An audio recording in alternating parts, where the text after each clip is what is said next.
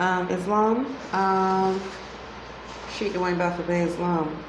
Around Arrington-Bey, it is, I don't know what the date is. Let me see what the date is. I think it's the 18th.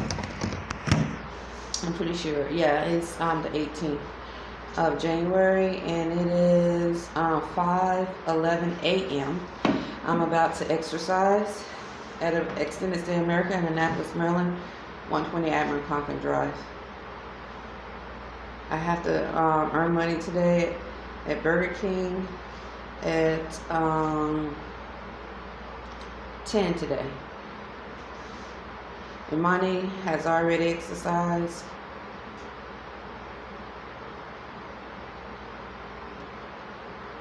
He has to be at work at 6. I think. I'm not sure.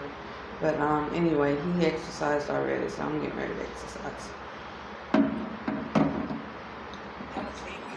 This early day, I heard African American male and female voice close to the room. The African American female said money and brother. And then still Spanish speaking young accent in the voice. In the room, voice or close to it, accent around the room saying yeah. It sounds like the best description is what I've learned of hearing some Mexican accent, but I could be wrong. But definitely Spanish accent saying yeah. Young, very not very young, but maybe sound like maybe 20. I'm not sure. 19, I don't know. 18, I don't know. 20, I don't know. But young.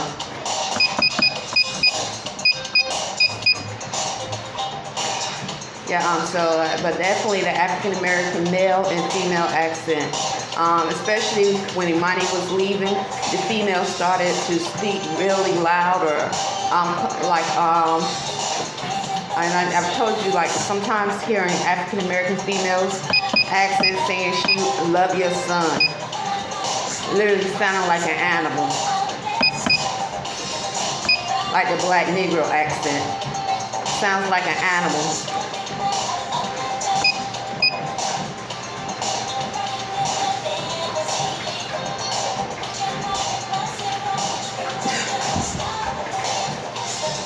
And so today, as I was getting ready to go exercise, I'm hearing the black Negro female accent saying brother, money. Like I documented, someone was knocking on the door. A black female was knocking on our door saying money. I grabbed my tablet. She said, oh, I have the wrong room. This was here in Extended Stay America. And she literally sounded like an animal too. Literally sound like an animal. A beast.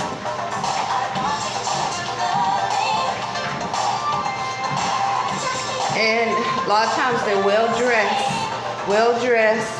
look like they have some form of education. I say well dressed twice, but literally they look like they have some form of education. Hearing them talk sometimes, saying money and paid, like they paid for somebody. These are African American males and females in Annapolis.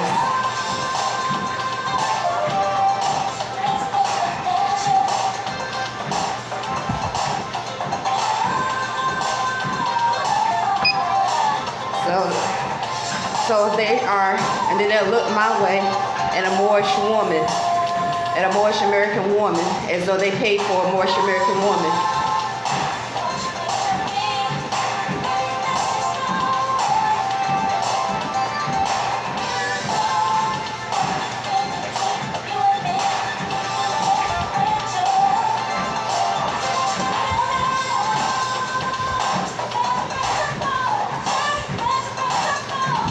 And you know, herpes and venereal diseases are supposed to be high here in Annapolis. You wonder why? Well, if you among people with an animal state of mind, even though they're educated, they having sex as animals. That's how diseases and viruses spread easily. So we definitely separate ourselves from those that are unclean and unnatural, that African American female and male, and other unclean, unnatural spirits that exist. And I'm not saying all are unclean and unnatural, but that's any Moorish women, Moorish men. We protect our children and we protect our men. Because our men represent our line, our ancestral line. Keep the beasts, the animals, with the beasts and animals.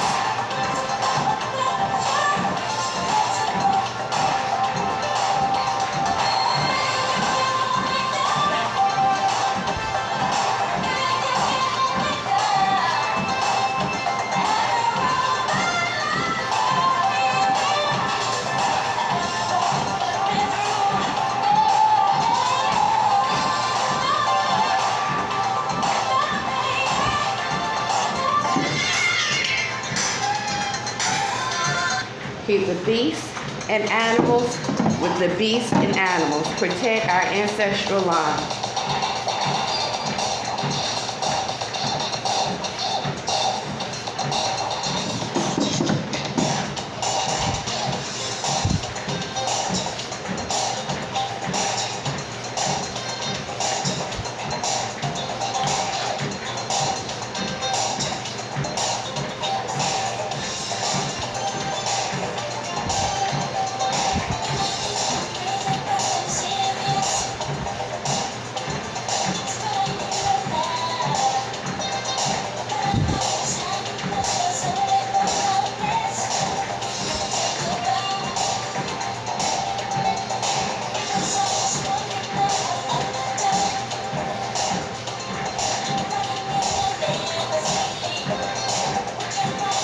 If I wasn't a beast or animal, I wouldn't be offended.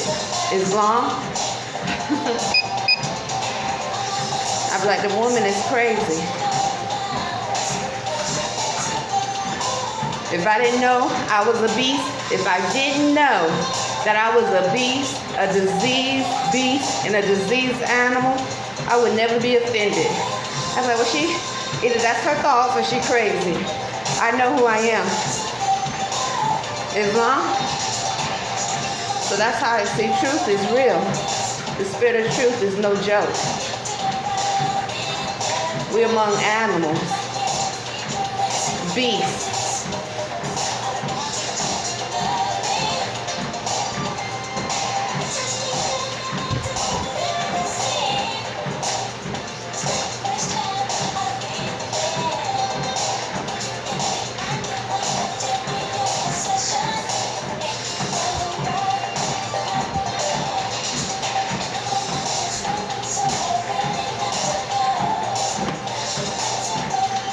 And not only are they animals and beasts, they're diseased.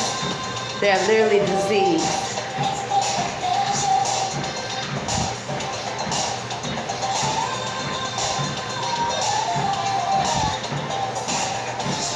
All that filth to carry on in your ancestral line. All that nasty filth to carry along in your bloodline.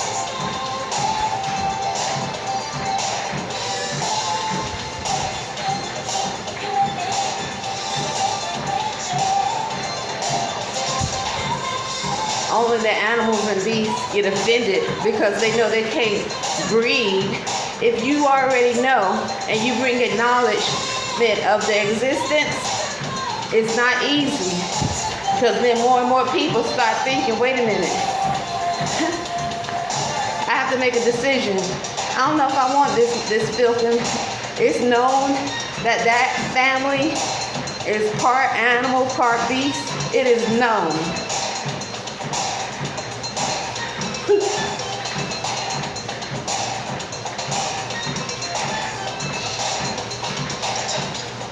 I think in ancient times, and I know, because I could see it when I was growing up, my grandmother and grandfather, they knew everyone that they lived around.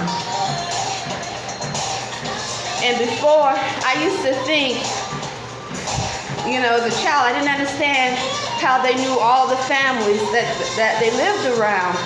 So you knew this family for that family for years and years and years.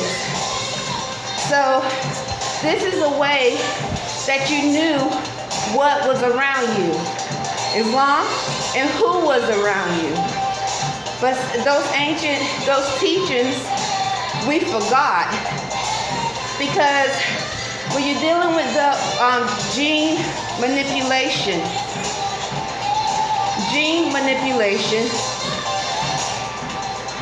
the ancients, they knew, and they knew they needed to know what was being manipulated and who was being manipulated and the families that consist of. But that time to time, those teachings were lost or forgotten, or was kept like shush, so that thought of gene manipulation went away. But my grandmother and grandfather and the families, they knew. They knew everyone around them. They knew their children. They knew.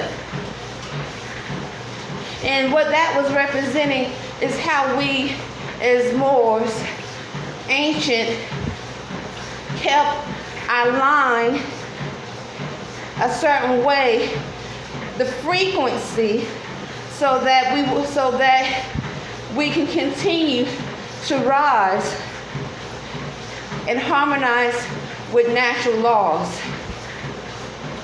and not have unclean spirits flowing in our bloodline or consciousness. You know, beast, the animal, if it has certain acts that was animal and beast, all that goes in the line, whatever it may be. Islam.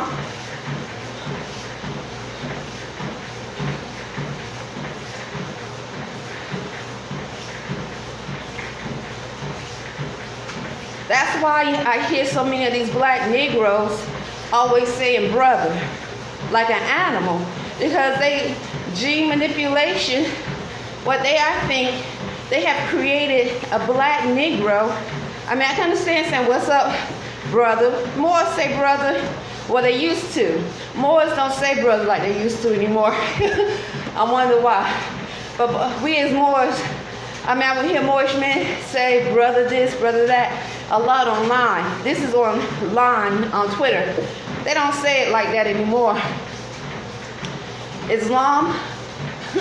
So, but now I can connect the animal state of mind with the black Negro stating, literally out here in Annapolis. I mean, they like saying brother, not all, like an animal, male and female. Because they have probably created a species of gene manipulation in the black Negro, African American. Not only with them, but definitely with them. Because it's real. I know when I came to Annapolis, I didn't know, I'd never seen nothing like it, or my eyesight wasn't there to see it. I never seen African American males and females behave the way I saw here. I had never in my life. But then once again, my eyes were opening. So Islam, and then I kept reading about Maryland and how Maryland was known for inbreeding. Inbreeding, that means they bred mothers with sons and fathers with daughters to put on the plantation. And so if they did that, all that is experiments. They did other things as well.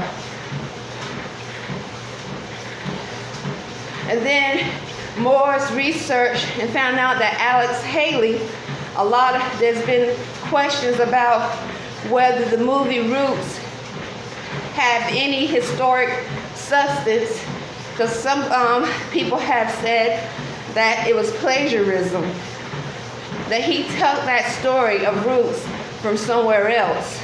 But I'm not sure. This is what I've read online. I have no proof besides what I read online. of the accusation. They said BBC stated this. Moore's researched and found out that when Alex Haley's descendant came to Annapolis, or was it Alex Haley himself, I think it was. It was Alex Haley himself, came to Annapolis, found his line. They had him categorized as an animal with the other animals. Hold on, that's Imani.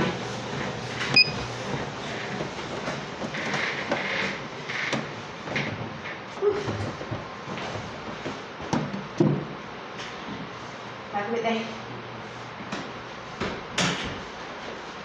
So they had him, the circuit courts, now when I say they, it's the circuit courts in Annapolis, had Alex Haley,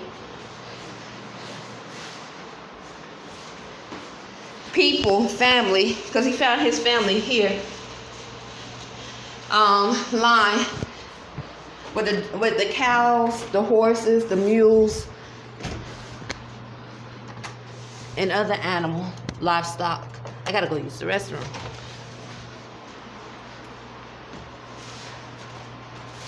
And so it's interesting because there's a statue at what they call a slave port in Annapolis that I'm pretty sure that represents Alex Haley. I'm not 100% sure, but I think it's supposed to represent Alex Haley.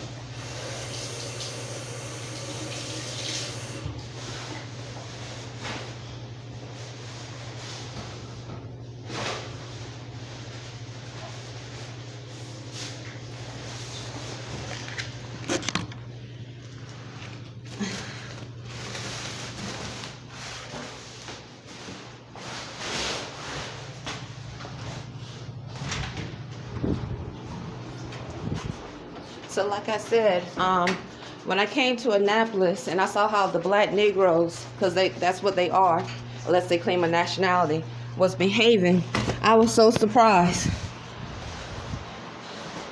I was like, what's up with these black Negroes in Annapolis? But then I started to do a little digging about the slave actions in Maryland. And I realized, because it didn't just happen here in Maryland, it happened also in Atlanta. So also I'm awake and I see a lot of things that I didn't see before. But that makes sense. I myself, if I wasn't obligated to Sheik Dwayne Baffield Bey, I would never have anything to do with a black Negro, African American, male or female. And as Moorish women, many those that know, we separate ourselves for a reason, and our men and our children. And this is why. Now, I'm not saying Alex Haley has animal DNA, because I don't know, but what I'm saying is gene manipulation is real, and it's a fact.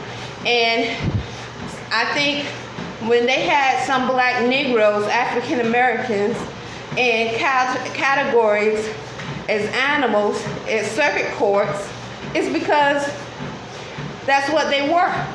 They knew they had mixed that line with dog, ape, some form of animal and beast. Islam.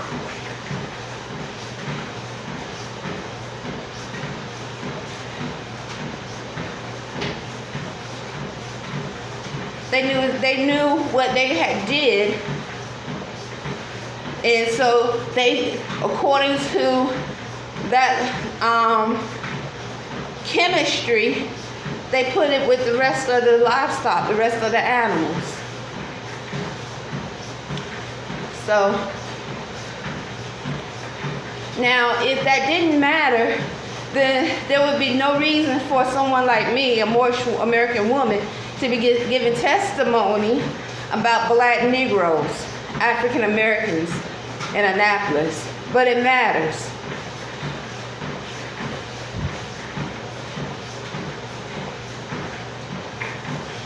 You would never hear anything about it, nor will you hear Moors speak about it in a way that lets you know that they know.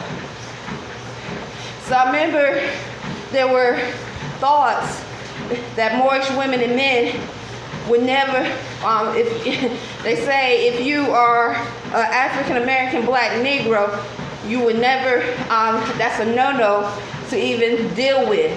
Islam. So I used to think it's because they haven't claimed a nationality to encourage nationality. But I think those on a higher thought is because they know about the chemistry and the mixing with dogs, animal, ape, whatever, in the bloodline. They know. They knew, but they didn't go that deep.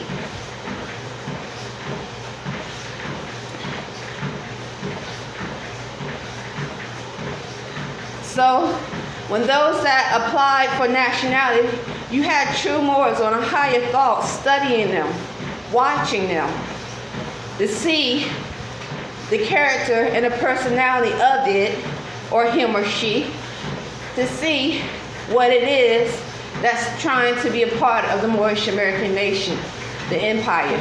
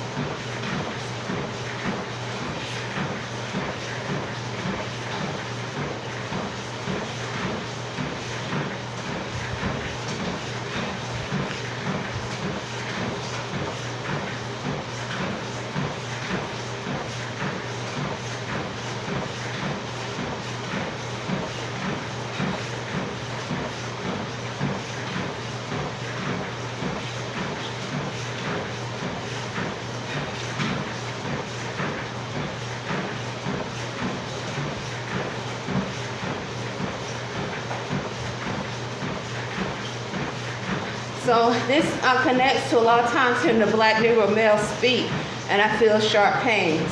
Islam, because if you are an animal and a beast, Islam, you're not a man.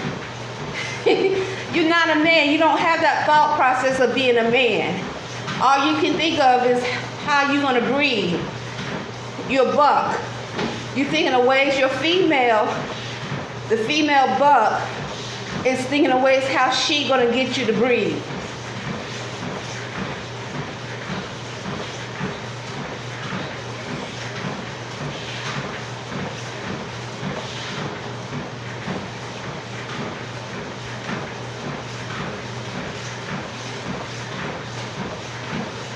You don't have thoughts of a man as in a higher process. And so when in our key Moorish 101-69, when it says accept their teachings, when you have Moorish American men behaving the same way as the black Negro animal, that's what they're talking about as well. Because if you act like an animal, you think like an animal, you behave like an animal, even though you have your nationality, your status, what are you? Islam? So my thoughts are, there are some higher Moors on a high pedestal, on an extreme high pedestal, that know of the Moors that are doing things in a manner that is outside of constitutional laws. And they're watching. These are my thoughts, and they have been for a long, long time.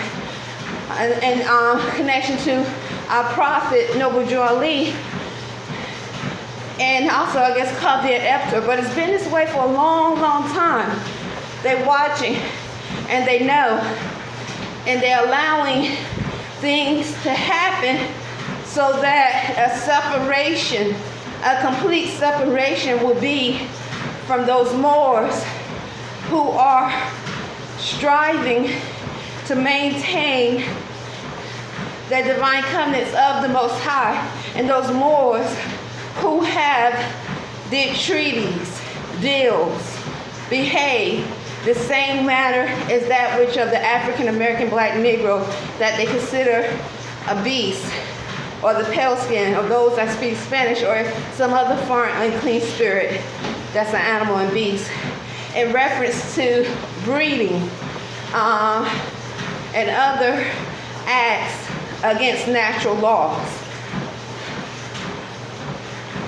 So I've been stating this for a long time. There is a separation spiritually going on with us as Moors.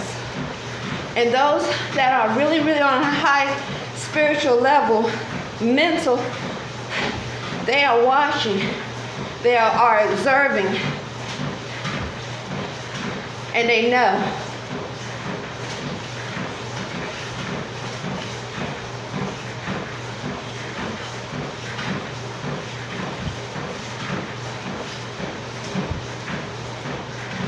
So this is in connection to reincarnation. Reincarnation is no joke. It really isn't.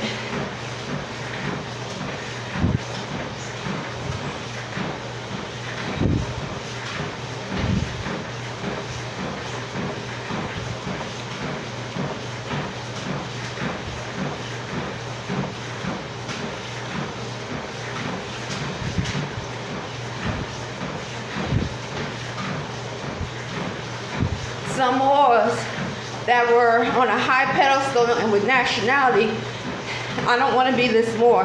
So as I say this, I'm speaking to myself as a warning.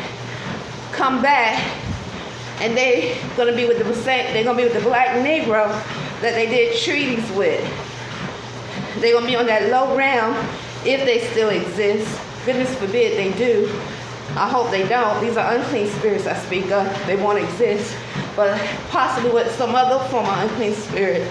They'll be with it, breeding and stuck. Islam, that's a possibility. That's no joke. So those Moors that are doing deals with these African American or other unclean spirits, foreign unclean, unnatural spirits, treaties. I think that's the warning that Prophet Noble Drawley is giving. They'll be your friend for the rest of your life. In more ways than one. Until your life ends.